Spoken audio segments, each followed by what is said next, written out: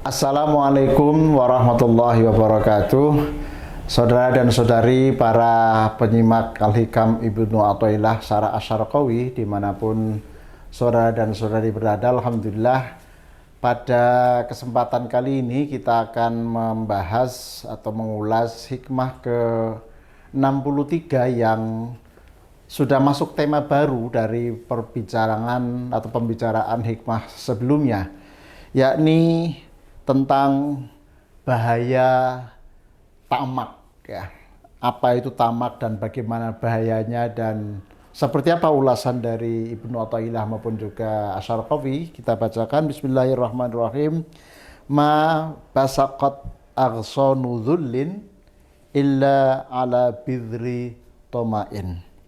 Ma basaqat tidak panjang, ora dawa, apa aghsanu dhullin cabang-cabangnya atau pang-pange kehinaan, illa ala bidri tomain, angin sebab atau kecuali karena benih-benih ketamaan yang membuat kehinaan itu menjadi semakin panjang dan semakin complicated.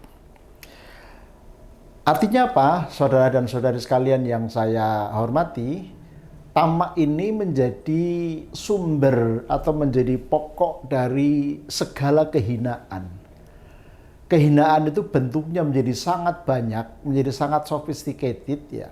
Sebabnya adalah karena tumbuh dan berkembangnya ketamaan dalam diri kita masing-masing. Nah, oleh karena itu perlu, saya kira, kita sama-sama mengingat ulasan yang pernah kita bahas di hikmah ke-35, yakni aslu kulli maksiatin wa ghaflatin wa syahwatin ar-ridho anin nafsi wa aslu kulli ta'atin wa yaqdhatin wa iffatin adamur ridho minka anha.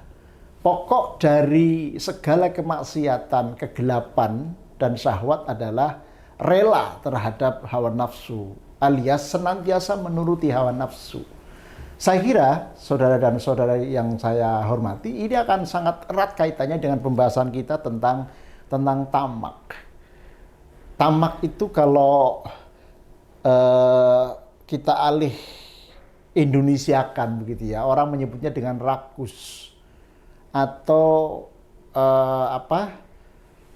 haus akan segala sesuatu gitu, ya.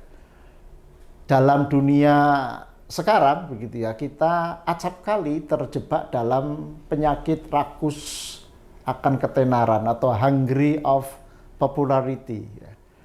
Tentu populer bukan sebuah kesalahan. Menjadi seorang yang populer, menjadi orang yang dikenal, menjadi orang yang kemudian muncul ke permukaan bukan sesuatu yang salah, bukan sesuatu yang buruk begitu, ya. Akan tapi kalau kemudian tidak dilandasi dengan khidmat dan nawa itu, mengapa kita menjadi populer, mengapa kita menjadi dikenal, ya, tanpa niat untuk ta'abudi, niat untuk ibadah, tentu akan menjadi potensi yang sangat besar bagi munculnya hungry of popularity. Ma basaqat ora dawa, yuqalu dikatakan basaqat an-nahlatu, basaqat dawa apa an-nahlu, pohon kurma, busukon kelawan panjang begitu, ya. Idza tolat ai, ketika memanjang atau tumbuh, ya. Ai ma tolat tegese ora panjang, ya. Apa aksonu dhullin, cabang-cabang kehinaan, ya, atau bentuk-bentuk kehinaan. Sebetulnya kehinaan itu tidak akan memanjang, tidak akan menjadi besar, tidak akan menjadi banyak begitu, ya.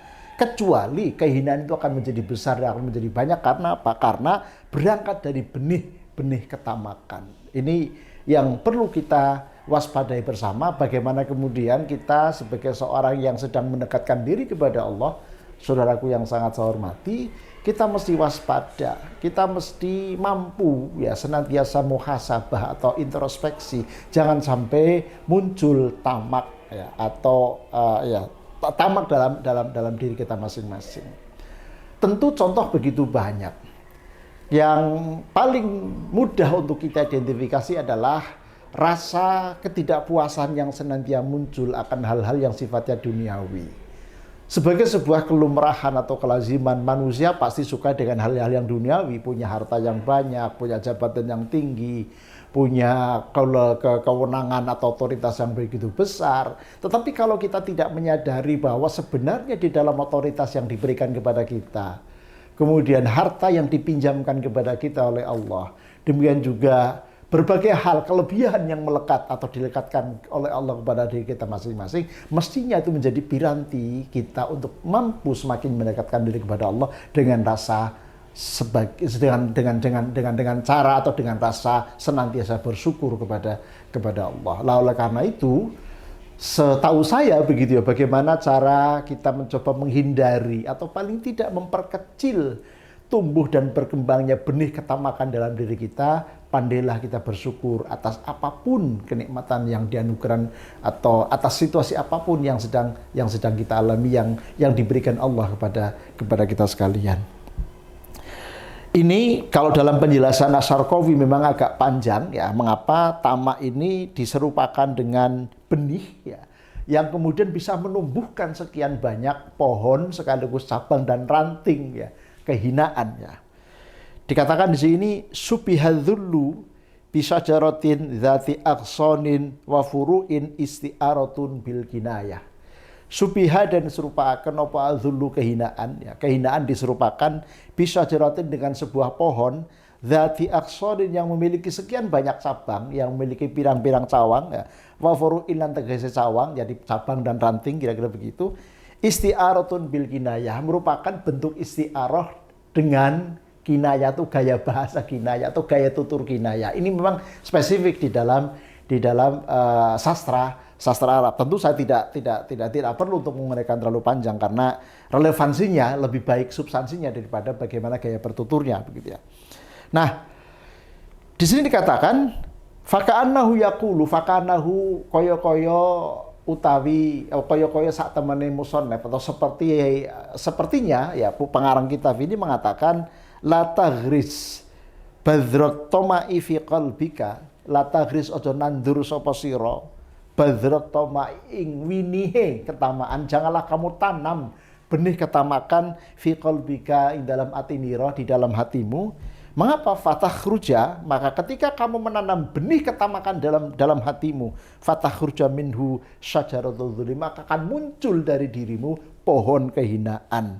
Watatasa'abbalan, jadi bercabang-cabang, muncul kemudian setelah pohonnya, lalu tumbuh cabangnya, bahkan tumbuh rantingnya, menjadi semakin besar kehinaan yang ada dalam diri kita. Jadi ini tentu menjadi sebuah kewaspadaan, menjadi sebuah warning kepada kita sekalian, saudaraku yang sangat saya hormati, bahwa jadilah orang yang mampu menghindarkan diri atau paling tidak memperkecil ya frekuensi atau dosis dari rasa tamak yang ada dalam diri kita. Tamak itu kalau kemudian kita sederhanakan ya rakus gitu ya. Tentu maknanya begitu luas, rakus akan harta, rakus akan jabatan, rakus akan popularitas, rakus akan kewenangan, rakus atas sekian banyak kerakusan-kerakusan yang bisa saja menimpa kita gitu ya. Awalnya mungkin kita tidak menyadari karena memang begitu penyakit hati begitu halus begitu ya. Penyakit hati begitu mudah menerpa siapa saja. Seolah-olah kita niatnya sedang ingin mengingatkan seseorang, tapi karena sekarang ini adalah era media sosial, lalu tiba-tiba kita mengingatkan seseorang, ngawetunya adalah untuk tawasau bil haq wa tawasau bis sabr misalnya, tapi kemudian gara-gara media sosial kita menjadi terkenal. Lalu ketika itu sudah terkenal, kita pengen dikenal lagi, kita pengen kemudian lebih lama dikenal dan seterusnya. Ini adalah salah satu contoh dari benih-benih ketamakan tadi itu. Oleh karena itu, saudaraku yang sangat saya hormati, menjadi sangat penting bagaimana kemudian kita mampu ya menghindarkan diri dari tamak yang merupakan benih tadi itu yang bisa menumbuhkan ya. Kita tahu bahwa benih itu bisa menumbuhkan pohon ya. Pohon itu bisa tumbuh, bisa menjadi besar, lalu besar batangnya akan menumbuhkan juga besarnya pohon akan bisa menumbuhkan banyak cabang sekaligus juga banyak ranting katakanlah begitu. Lalu karena itu kalau kita tidak waspada, dikhawatirkan kita akan terjebak ya dalam dalam penyakit-penyakit hati yang jauh lebih serius di masa-masa mendatang. Oleh karena itu, di akhir saya ingin membacakan satu lagi, fattoma'u ya min a'zamil uyubil qadihati fil ubudiyati bal huwa aslu jami'il afati. Fattoma'u adapun utawi tamaan, mana utawi ketamaan, nah, iku min a'zamil uyubi, setengah saking kecacatan yang begitu besar, al qadihati yang merusak fil ubudiyati dalam ibadah gitu ya. Bal bahkan huwa utawi toma iku aslu jami'il afati, pusat atau pokok dari semua, dari seluruh kejelekan atau ketidaksempurnaan. Oleh karena itu, saudaraku yang sangat saya hormati, bahasan di 63 ini tadi ya ada keterkaitan secara intelektualitas ya dengan hikmah ke-35 yang tadi saya bacakan, bahwa pangkal dari kemaksiatan, kemudian kegelapan, ya sekali juga syahwat adalah senantiasa menuruti hawa nafsu.